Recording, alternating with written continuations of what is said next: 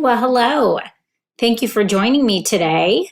I want to talk to you today about something that has been on my mind. I think that maybe it's just the impact of the pandemic itself on me, but I've been doing a lot of thinking about the way I think lately. And one word that continues to come up in conversations is survival. And how do I survive COVID? And my number one goal is just surviving COVID. And when I think about survival, to me, that's a word that just sounds, I don't know, so negative, so like an ambition, like I'm shooting to survive. I hope I can get to survive. And yet, through all of this turmoil, we really have a choice.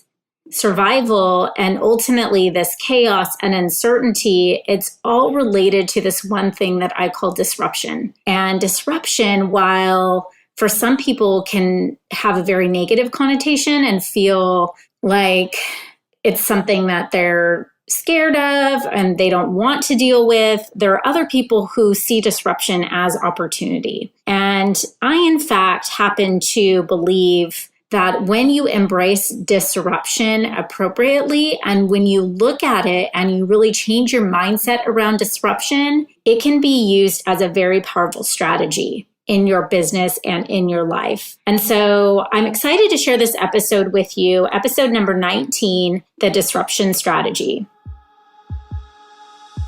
Hi there, welcome to the Fierce Factor podcast. I'm your host, Kaeli Lindholm. And I think it's time for us women to shift the conversation in business and step into our feminine leadership to do the most iconic work the aesthetic industry has ever seen. Each week, I'll be bringing a powerful dose of strategy, sarcasm, solutions, and sass that will rev up your creativity and ignite your brilliance as you link arms with me along our shared path of personal and professional growth in 20 minutes or less. Let's go. So 2020 has been an unprecedented year, full of unwelcomed challenges and disruptions, a pandemic, political chaos, a fluctuating economy, and right now we find ourselves in uncharted waters. But as novel as this year seems to be, there is nothing unique about the concept of fear and challenges. In fact, the future has always been uncertain. History is a great reminder that we've been disrupted again and again and again and again. In the United States, we've experienced years of war, mass shootings, riots, political and social upheavals, economic fluctuations, and pandemics. I've been through times of tremendous personal adversity, the loss of a sibling, a spontaneous car fire that engulfed my home into flames, a knee injury that almost cost me a college soccer scholarship, family illness, and heartbreak. But what I do know is that as a result of these tragedies, and more importantly, as a result of my ability to rebound from them, I'm reminded that I have the ability to overcome adversity and increase awareness and resources to catapult my ability to withstand recurrences and really reoccurrences of these events. Now, please know that it's not my intention to minimize the severity of this turbulent time and its impact on families and businesses, but I do want to help you today to shift your perspective around disruption, to view it not as an adverse event, but as a timely opportunity to elevate in your life and business. When positioned appropriately, disruption can be embraced as a powerful strategy. Today, I want to talk with you about 3 core ideas around disruption. Number 1, believing in the power and positivity of disruption. Number 2, discuss how disruption can be applied to both businesses and human beings. And number 3, learning how to create intentional disruption to catapult growth and differentiation. Number 1, believing in the power and positivity of disruption. For me, the better portion of this year has hinged on one single mantra: disrupt or be disrupted. When I was learning how to drive, I took a course in driver's ed. I think the module was called Defensive Driving. They would advise the students to always be on the lookout for pedestrians, cars violating laws and running lights or crossing lanes. I remember being in the little car simulators and kids would be playing with soccer balls darting across the street unannounced. And when you would come to a four-way intersection, they would say, don't just go when it's your turn. Make eye contact with the other drivers and wait and anticipate their move. And then school would end and the bell would ring and I would go home. And then I would get the real driver's lesson from my dad. And I would hop in my dad's car and he would have me unlearn everything they taught me at school. No wonder I'm such a misfit. My dad's motto was drive offensively, take control, make the decision and go. Don't wait around for others to tap their brakes or wave you on. Just take initiative and lead the way. Be the leader. The others will follow. Okay, is it just me or does this scenario sound oh so familiar to resounding responsiveness to this current pandemic? As the initial wave swept over brick and mortar businesses, I watched so many instinctively pull back, revert to defensive driving mode. They were waiting out to see what local governments would mandate or make decisions contingent upon loans to support potential loss of revenue. Many had the knee-jerk reaction to cut marketing budgets or worse, team members, and hit the pause button on selling their services. For me, it was as if being at the Grand Prix and 80% of the cars just bailed out of the race, leaving the runway wide open, as if they weren't prepared for the turns ahead. So without absolute certainty around how they'd get to the finish line, they just surrendered. They came to that four-way stop and just turned the engine off. Through all this chaos, I can't help but pause to think about the impact of adversity and, moreover, the influence of disruption on us as human beings. I know working with our clients, I've been transported right back into the future, channeling that 16-year-old girl in her dad's green Ford Explorer, this time at a four-way intersection all alone. In the aftermath of turmoil, we've had Academy members embracing really what I consider horrific discomfort to double down on a wide open racetrack, plowing down habitual limiting and fear-based beliefs to leverage ingenuity and leap ahead of their competition, essentially exposing opportunity for unexpected, explosive growth. Hence, the growing momentum in the pent-up demand or quote-unquote rebound.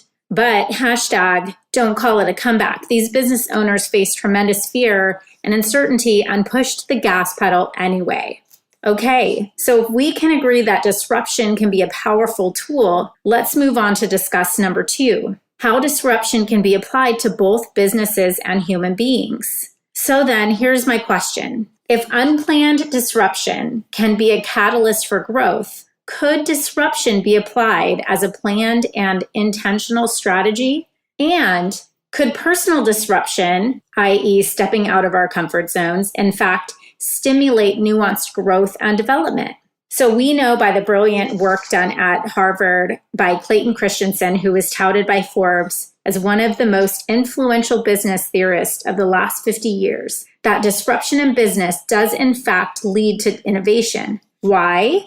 Disruption exposes new pain points or blind spots that stimulate creative thinking. It forces us to ask better questions. For example, is the way we've been doing something going to continue to be the best process under these new conditions in a new environment? Some of my favorite disruptors are the Polaroid camera, Apple Computer, Netflix, Airbnb, Amazon. You know those guys. The theory of disruption states that the odds of success are 6 times higher when you pursue a disruptive course. I recently came across Whitney Johnson in her award-winning book, Build an A-Team, in which she references the S-curve in business, traditionally used to model how quickly an innovation would be adopted in the marketplace. But what stopped me in my tracks was her ingenious insight that the same curve is also a helpful tool for understanding and planning personal disruptions. Essentially, a scale that represents 3 distinct phases of disruption, or I like to consider them learning milestones. So let's use onboarding a new employee as an example. So if you can in your mind envision a really lazy looking S. So kind of starts at the bottom and then curves up and then toward the right. Okay, so the first phase would be inexperience. So this is the low end of the S. It can feel like a slump. Often huge efforts yield little outcomes. This would be like the acclimation to a new company, a new team, a new boss, a new role. It's learning new systems. It's expanding and stretching out of someone's comfort zone. So think of this stage like a jigsaw puzzle. You know, when you belly up to the coffee table and dump all the pieces out, it feels overwhelming. It feels daunting. It's hard to anticipate the end because you see so many pieces. But once you start making progress, it begins to feel so rewarding. And that's where you move into stage number 2, which is engagement. And this is really the sweet spot. This is the exhilarating hyper-growth part of the curve. Neurons are firing. Tasks are becoming easier and easier. Every day, our new employee gets a little dopamine hit from learning something new, but the reward is so incredibly great. And then that continues for a while as we move into phase number 3, the final phase, and that's mastery. And as our employee approaches mastery, tasks become easier and easier. Now, this is satisfying for a while, but because he or she is no longer enjoying the feel-good effects of learning, they're likely to get bored. If we stay on top of a curve too long, our plateau becomes a precipice. Essentially, if a person cannot grow within a company, they will grow away from it. Now, in our company, we can apply this same theory to the landscape of our clients. Industry disruptors have unique characteristics. They welcome uncomfortable change because they're typically focused on opportunities around expansion. And so what those look like for us in our company are our clients calling us really interested in talking to us about growth. They're looking to expand their space. They want a new location. They want more space. They want to grow their team. They want to bring on new technology. They want to incorporate new offerings. Or they potentially want to expand their brand. They want to really hone in and nail their market perception. They want to grow their reputation, or they want to move into a specialized place where they can really be known for something great in a specific niche. And then finally, they might be calling us around expansion on the hiring side. Who to hire when, how to develop win-win compensation plans, and then how to level up their TTS, total team strength. And these folks typically aren't focused on their celebrity because their ambition is about meaningful influence and cultivating deeply satisfying lifestyles. They want to travel, spend time with their families, and be able to afford the luxuries that life has to offer. But they have good why questions. Why do we do it that way? Why does it have to be that way? Why not me? Disruptors usually start as underdogs, so to speak. They ask high-level questions that challenge current and often dearly held systems and structures. They're frustrated by following the herd. They want to rattle up the status quo and embrace uncertainty with resounding strength because they believe calculated risk is the key to success. They too are misfits. I can spot these rising stars from a mile away. They have their eye on the prize. The goal of our work together is to elevate them to the top 2%. Many of them are drawn to me because they have a burning desire to disrupt, but usually can't put their finger on how to intentionally activate the disruption they need to agitate the status quo in a controlled, systematic way. Okay, so if we agree that disruption can be positively applied to both businesses and human beings, let's explore how to create intentional disruption to catapult growth and differentiation. So here's the thing. If we believe disruption is in essence a quote-unquote good thing, how in fact do we initiate intentional disruption, which could by default set us up for failure, confront our insufficiencies, expose gaps and weaknesses in our systems, all without any guarantee of sliding backwards? Well, there is no guarantee. And that, my friends, is the beauty of it. Do you remember the old board game Chutes and Ladders? It's like a maze of ups and downs and sideways pivots and backward moves, going down chutes that turn you in any kind of direction. And then maybe you land in a position or, a space on the board game that could catapult you up another ladder. Isn't this so similar to life? Doesn't it feel a lot like disruption? Purposefully taking 2 steps back to slingshot 10 steps forward. It's like ripping off a Band-Aid or separating from a baby blanket. It's both your comfort, but also your constraint toward advancement. Whitney Johnson uses the analogy of a snake shedding its skin. First, while the snake's body continues to grow, its skin doesn't. Kind of like when humans outgrow their clothes. A roomier skin layer is generated, and then the old layer is discarded. Secondly, shedding or sloughing of the skin removes harmful parasites. So this transformation is disruptive, but also liberating. Living a life without disruption is like never shedding a layer of restrictive skin. Or again, in the chutes and ladders analogy, always taking one step forward and 2 steps back. Why not take 2 steps back to slingshot 10 steps forward? Why not? So how do you in fact self-disrupt? Well, you can jump or you can get pushed. And this is the model behind the S-curve of learning. Jump from one S-curve to another to continue to grow. And then this pattern will repeat itself. So when was the last time you allowed yourself to get so uncomfortable that you had no choice but to evolve? Where are you on your own personal S-curve? Where is your team? Are you like many of the clients we work with? The team you started with may not be the same team to take you to your desired destination. Maybe you're an expert in your craft, but not yet a master of growing your business.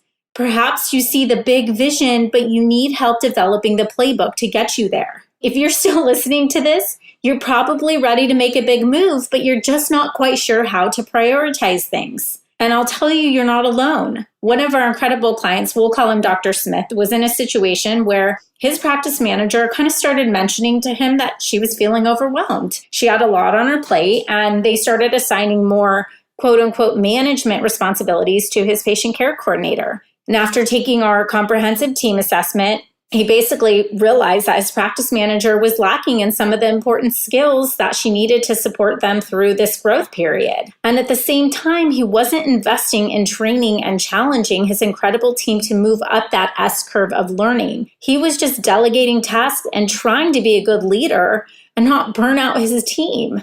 He was outsourcing and paying way too much for specific tasks and projects rather than investing in the resources to train his internal team up. In a result, he ended up outsourcing his vision to a company who I would say camouflaged his unique value, and his marketing resulted in a vanilla Me Too message that made it very difficult for prospective patients to clearly identify the difference that they would experience by coming to him. So as you can see, what started as a team issue resulted in a marketing positioning problem and in essence, lack of sales, results loss in potential revenue, increase in outsourced costs, and narrowing of treasured profits that he needed to access during this pandemic to double down and position his business in a category of one. So if you can relate to Dr. Smith and you feel like you're eager to disrupt the status quo, to increase your cash on hand, your amazing reputation, your autonomy, I'd like to invite you to book a call with me to learn more about how our leadership program and our services and support can help you translate your big, audacious goals into simple, practical, and actionable steps. We're the only program on the market that brings Fortune 500 leadership strategies to aesthetic practices by turning your team into profit warriors to create a category of one growth system designed to consistently produce lucrative 6-figure revenue numbers in your business every single month. Now, what we've heard from many of our clients is that there's a subtle voice. It starts as a whisper, but it gets louder and louder. And without action, it will become a screaming cry for help. Don't wait until it's too late. My prediction is that this COVID pandemic will jostle and expose many practices to reevaluate systems, to channel their inner misfits and embrace disruption. My clients tell me I have a superpower for bringing a playful spirit into business while empowering them to make strategic, massive impact, disruptive decisions with confidence and clarity through a proven formula. Look, I realize it can sometimes be impossible to see some of these solutions that are needed because you are so close to it.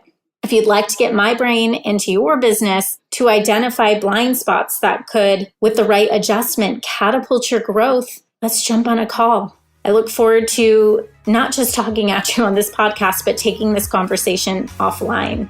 Okay, thanks for joining me today. Let's go disrupt. Thank you for joining me for this episode of The Fierce Factor.